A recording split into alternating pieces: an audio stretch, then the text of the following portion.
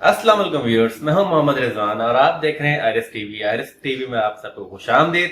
जी हां, ओवन वाली वीडियो की हमने नई सीरीज शुरू की है, उस सिलसिले की ये दूसरी वीडियो है, यानी कि पार्ट 2 है।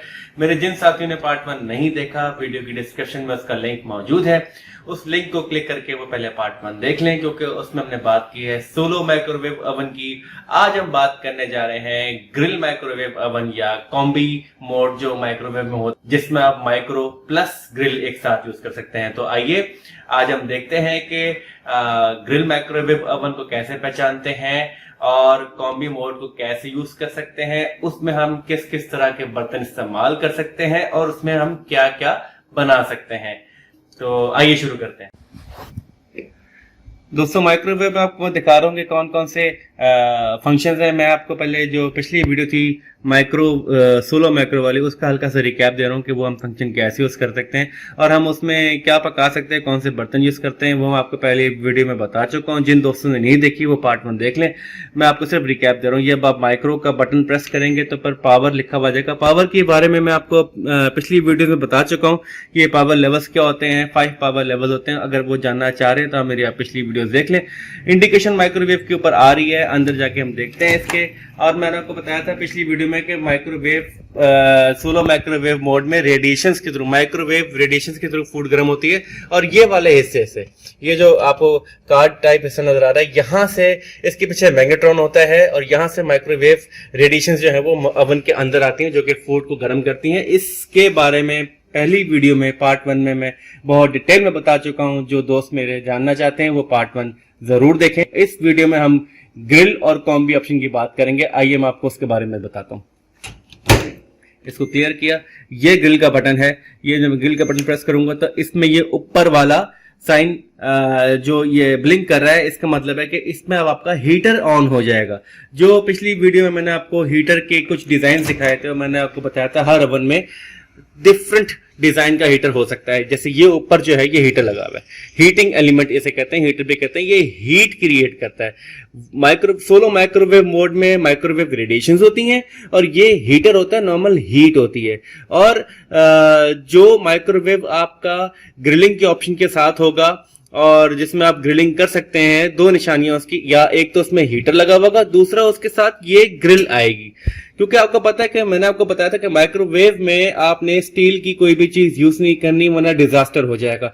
तो ये जो ग्रिल दी है, इसमें आपने ये आइडेंटिफिकेशन है कि ठीक है जी, ये जो है ये ग्रिलिंग ऑप्शन के साथ माइक्रोवेव है, इसमें आप ग्रिलिंग कर सकते हैं। तो ये ग्रिलिंग के लिए यूज करते हैं आप, और ऊपर हीटर काम करता है। जब आप कोई चीज ग्रिल करना चाहते हैं, आप किसी चीज को शोक करना चाह रहे हैं, आपने फिश रखी है या आपने कोई कुकीज रखे हैं, आपको शोक करना है, तो ग्रिल की हाइट है, आप इसके नीचे चाहे तो कुछ और भी रख लें ताकि और ऊपर हो जाए।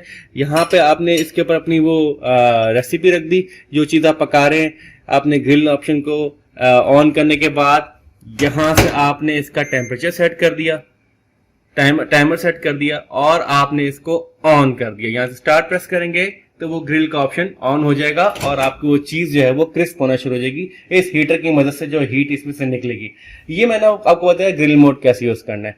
अच्छा, अब हम थे कॉम्बी मोड की तरफ, जो कि आज हमने डिस्कस किया है। कॉम्बी मोड में हर ओवन में कॉम्बी 1 और कॉम्बी 2 की ऑप्शंस होती हैं। कॉम्बी 1 और कॉम्बी 2 में फर्क सिर्फ इतना है कि कॉम्बी 1 में कुछ देर माइक्रोवेव चलेगा और फिर ग्रिल चलेगी, और कॉम्बी 2 के अंदर ज्यादा देर ग्रिल चलेगी और थोड़ी देर जो है वो आपका माइक्रो चलेगा। तो ये आपकी रेसिपी पे डिपेंड करता है कि आप क्या करना चाह रहे हैं। तो ये आप दोबारा प्रेस करेंगे तो कॉम्बी 2 हो जाएगा, आप वापस प्रेस करेंगे तो कॉम्बी 1 आ जाएगा। जैसे आपने फिश पकानी है, फिश आपने रखी, यहाँ पे आपने कॉम्बी के बटन प्रेस किया, टाइमर लगाया और आपने इसको ऑन कर दिया, तो पहले जो है माइक्रोवेव रेडिएशन के थ्रू ही फिश अंदर से कुक होगी, पकेगी। उसके बाद थोड़ी देर के बाद उसका ग्रिल वाला फंक्शन ऑन हो जाएगा, माइक्रोवेव बंद हो जाएगा, हीटर ऑन हो जाएगा और वो क्रिस्प होना शुरू हो जाएगी, शोक होना शुरू हो जाएगी। तो अब डिपेंड करता है कि आप क्या पका रहे हैं। कुछ चीजों को लंबी कुकिंग टाइम चाहिए होता है और कुछ चीजों को थोड़ा सा कम कुकिंग टाइम चाहिए होता है। तो उस हिसाब से कॉम्बी का जो मोड है 1 और 2 वो आप एडजस्ट करेंगे। तो ये आज हमने इस वीडियो में जो ग्रिल मोड है या जो कॉम्बी मोड है वो देखा है और मैंने आपको ये बताया कि आपने इसको कैसे आइडेंटिफाई करना है। अगेन अब मैं आपको बताता हूं कि अपने बर्तन कौन कौन से यूज करने हैं इसके अंदर। अगर आप खाली ग्रिल मोड यूज करें तो फिर तो आप कोई भी बर्तन यूज कर सकते हैं, आप ग्लास भी यूज कर सकते हैं, एल्युमिनियम भी यूज कर सकते हैं। लेकिन अगर आप कॉम्बी मोड पे काम करें जिसमें आपका माइक्रोवेव भी काम करेगा, रेडिएशंस भी होंगी और फिर हीटर भी चलेगा, तो उसमें आपने स्टील का बर्तन यूज नहीं करना। और उसके अलावा आप प्लास्टिक का यूज कर सकते हैं, आप ग्लास का यूज कर सकते हैं। और ये स्पेसिफिक डेफिनेशन मैंने पिछली अपनी वीडियो में दी है, पार्ट 1 में दी है, वो आप वीडियो देख सकते हैं ताकि आपको मजीद क्लियर हो जाए कि किस तरह के बर्तन आप यूज कर सकते हैं। तो दोस्तों ये थी वीडियो जिसमें मैंने आपको ग्रिल और कॉम्बी के फंक्शंस के बारे में बता दिया। उम्मीद करता हूँ व्यूअर्स कि आपको माइक्रोवेव के ग्रिल मोड की या जो ग्रिल की टाइप है वो समझ आ गई होगी और आपको कॉम्बी मोड यूज करना आ गया होगा।